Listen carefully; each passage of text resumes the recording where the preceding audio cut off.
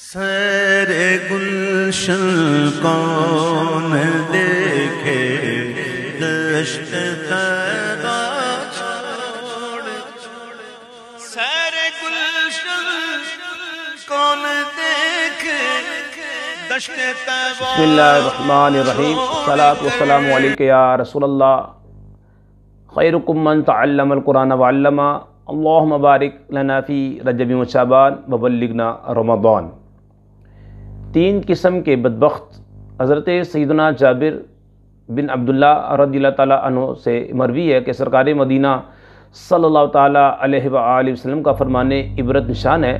آقا فرماتے ہیں من ادرک شہر رمضان ولم یصم فقد شقیہ، جس نے ماہ رمضان کو پایا اور اس کے روزے نہ رکھے وہ شخص شقی ہے، یعنی بدبخت ہے۔ آقا نے فرمایا ومن ادرک والدیہ او احدہما فلم یبرہ فقد شقیہ، جس نے اپنے والدین یا کسی ایک کو پایا اور ان کے ساتھ اچھا سلوک نہ کیا وہ شخص شقی ہے، یعنی وہ شخص بدبخت ہے، فقد شقیہ۔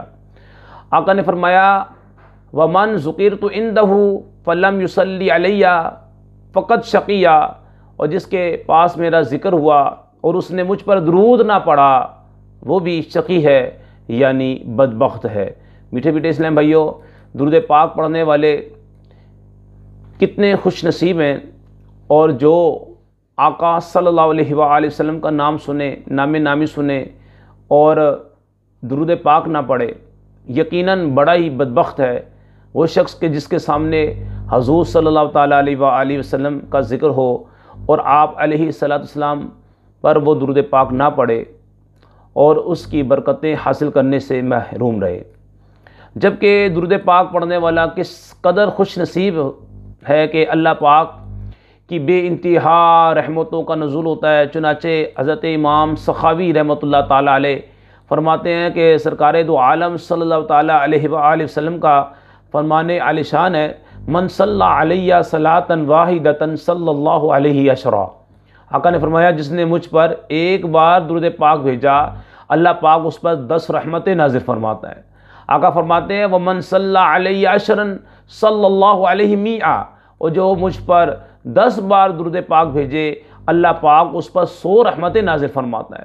آقا نے فرمایا ومن صلی علیہ میۃ کتب اللہ بین عینیہ براءۃ من النفاق و براءۃ من النار، اور جو مجھ پر 100 بار درود پاک بھیجے اللہ تعالیٰ اس کے دونوں آنکھوں کے درمیان لکھ دیتا ہے کہ یہ بندہ نفاق اور دوزخ کی آگ سے بری ہے۔ وَأَسْكَنَهُ اللَّهُ يَوْمَ الْقِيَامَةِ مَعَ شُهَدَاء، اور قیامت کے دن اللہ تعالیٰ اس کو شہیدوں کے ساتھ رکھے گا۔ اللہ پاک ہمیں کثرت سے درود پاک پڑھنے کی توفیق عطا فرما۔ رمضان کا مہینے کی آمد ہے، ابھی سے تیاری کر لیں، نیت کر لیں کہ ہم انشاءاللہ پورے رمضان کے روزے رکھیں گے انشاءاللہ تعالی۔ اللہ پاک ہمارے گناہوں کو معاف فرمائے اور نبی علیہ السلام پر ہمیں زیادہ سے زیادہ درود پاک پڑھنے کی توفیق عطا فرمائے۔ جو اسلام بھائی نئے ہمارے چینل پر، ہمارا چینل سبسکرائب کریں، لائک کریں، کمنٹس دیا کریں۔ اللہ پاک جو ایسا کرے ان کے والدین پر اپنی رحمت نازل فرما۔ السلام علیکم ورحمۃ اللہ وبرکاتہ۔